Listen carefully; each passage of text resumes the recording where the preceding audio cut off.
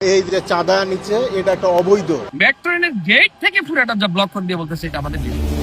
Metro rail স্টেশনের নিচে খোলা রাস্তায় সারি সারি দাগ কাটা, কোনো দাগের মধ্যে রাখতে হবে মাইক্রোবাস, কোনো দাগের মধ্যে মোটরসাইকেল। এভাবে রাখার জন্য টাকা দিতে হবে ঘন্টা গুণে, এমনকি বাইসাইকেল রাখলেও পকেটে হাত দিতে হবে আপনাকে।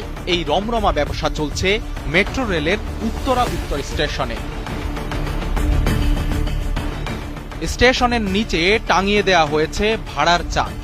মাইক্রোবাস বা হাইয়েস্ট গাড়ির ক্ষেত্রে 2 ঘন্টা পার্কিং করলে গুনতে হবে 100 টাকা, জিপ গাড়ির ক্ষেত্রে 2 ঘন্টায় 70 টাকা, মোটরসাইকেল 30 টাকা এবং বাইসাইকেলের ক্ষেত্রে গুনতে হবে 10 টাকা। সাধারণ মানুষ বলছে এভাবে টাকা নেওয়াটা কোনোভাবেই ঠিক হতে পারে না।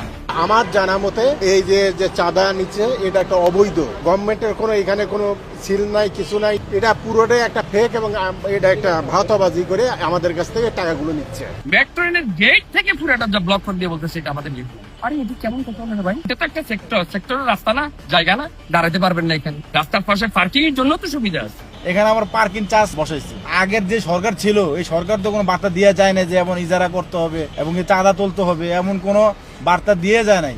সরেজমিনে গিয়ে দেখা যায় পার্কিং করার জন্য গাড়িগুলো থেকে টাকা তুলছে মাস্টার এন্টারপ্রাইজ নামের একটি প্রতিষ্ঠানের লোকজন। সত্যতা যাচাই করতে আমরা কথা বলি Dhaka mass transit company limited DMTCL এর মার্কেটিং শাখার ব্যবস্থাপক মোহাম্মদ উসমান গনির সঙ্গে। তিনি নিশ্চিত করেন জায়গাটি মাস্টার এন্টারপ্রাইজকে ইজারা দেওয়া হয়েছে। ওইটা সঠিক, ইজারা দিয়েছি, তাকে বুঝিয়ে দিয়েছি, সে তার নির্ধারিত ভাড়া পরিশোধ করেছে, এগুলো সঠিক আছে। আমরা দিয়েছি, 100% দিয়েছি। এখানে কোনো ধরনের অন্য কোনো কিছু সুযোগ নেই তো। DMTCL এর ওয়েবসাইট খুঁজে পার্কিং স্পটটি ইজারা দেওয়ার জন্য প্রকাশিত বিজ্ঞপ্তি পাওয়া গেলেও মাস্টার এন্টারপ্রাইজকে দেয়া হয়েছে মর্মে কোনো নথি পাওয়া যায়নি।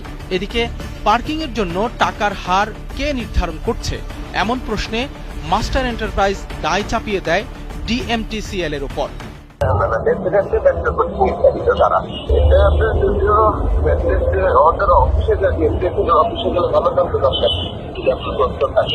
তবে ভাড়া নির্ধারণের বিষয়টি অস্বীকার করেছে DMTCL।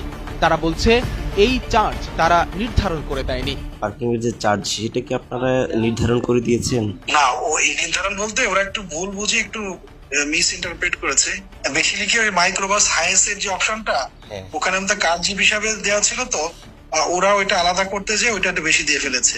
মেট্রো রেলের জায়গা ইজারা দেওয়া হয়েছে রাজস্ব আয়ের জন্য, কিন্তু সেই ইজারার সুযোগে যেন সাধারণ মানুষের পকেট না কাটা হয় এমনটাই